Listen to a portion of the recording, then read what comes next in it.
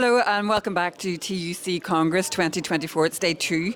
And today really the talk, the chatter, the debate is really all focused and centred around the Winter Fuel Allowance. So I'm joined now by our PCS DWP Group President, Angela Grant.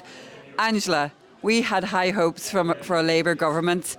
They've come straight in and they're telling us now that they want to impose this on our pensioners. It wasn't even in their manifesto.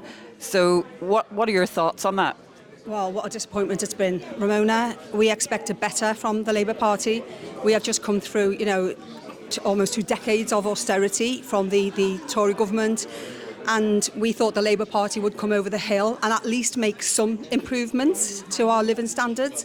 First thing that we see is that they refuse to remove the 2-child cap for people with children on benefit, and then we see them coming after our pensioners with their cold weather payment, the most vulnerable in society.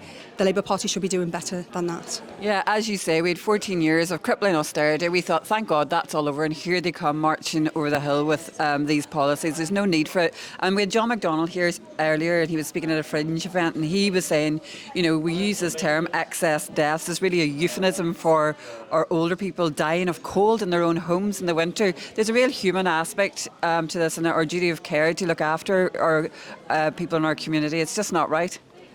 Yeah, and we've got, obviously, in PCS, I'm the president of DWP Group, so we have pension service, our members work in the pension service, and we see some of the poorest pensioners, what they're saying is that if you're not entitled to pension credit, then you don't get the payment.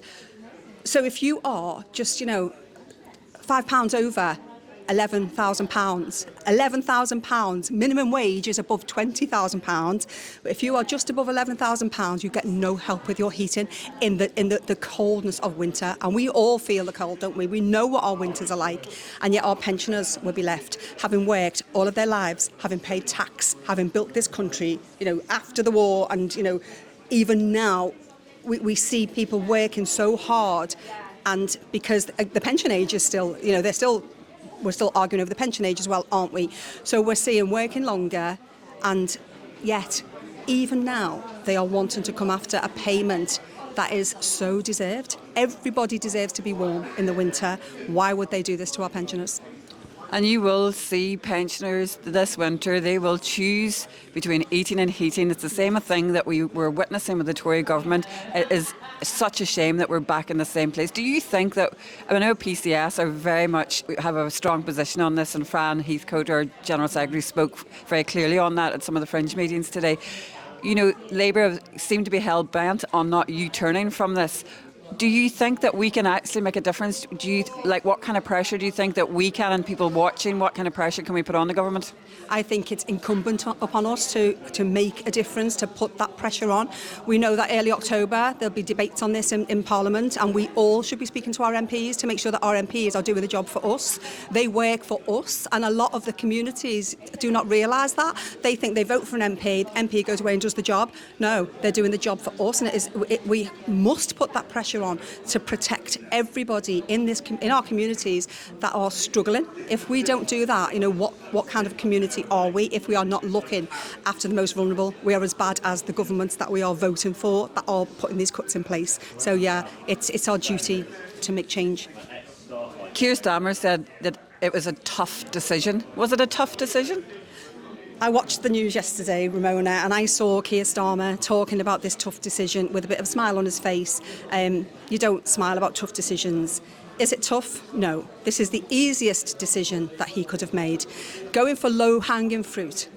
Going for those that are vulnerable, with money that you can just take away. It is like taking candy from babies, isn't it? To take money from pensioners, when really the hard decisions he should be making is looking at the taxation system, looking at, taxing people that can afford it.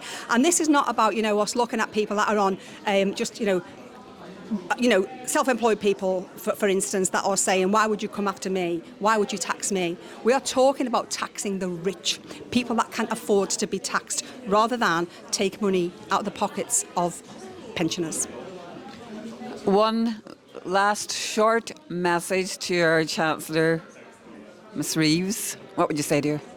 I would say, Rachel, first of all, please come and speak to PCS. All the ministers, come and speak to PCS, because we can work with you to help you make better decisions. But please, Rachel, do not make the decision that you are making. When this debate happens, turn the tables, do the right thing. Do not tell us that you will be tougher than the Tories on welfare. Tell us that you will do better. We want to see you do better than the Tory government and look after the poorest in our communities, as the Labour Party was created to do. That is what you are here for, to look after our communities. So please, Rachel, do the right thing.